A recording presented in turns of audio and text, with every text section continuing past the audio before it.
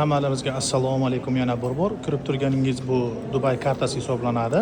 Dubaydagi eng mashhur quruvchi kompaniyalardan biri bu Emar hisoblanadi va Emarning yangi proyekti Emar South'da, ya'ni Dubayning janubiy qismida joylashgan lokatsiyasini ko'rsatmoqchiman.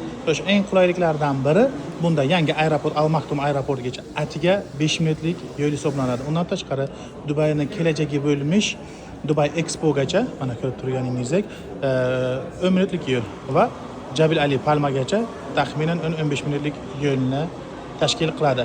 Mana shu lokatsiyani o'zida asosan Dubayni 3 qismga bo'lsak, mana bu old qismi, eski qismi hisoblanadi va bu mana bu hozirgi qismi va Dubayning kelajagi deb nomlangan mana bu qism hisoblanadi.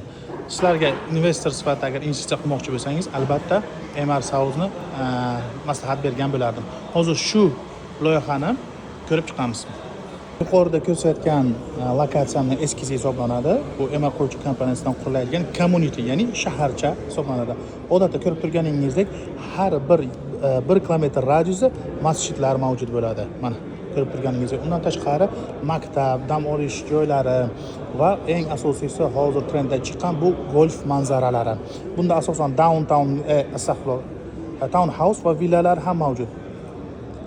Bunda Emar quruvchi kompaniyasidan ikki xil taklif bor. Uni birinchisi one bedroomlari orqada mana bu yo'lda qaragani bu 1.9 ya'ni plus minus 500 ming dollardan boshlanadi va golfga qaragan xonadonlar esa 2,5 million dirhamdan boshlanadi. Bu odatda plus minus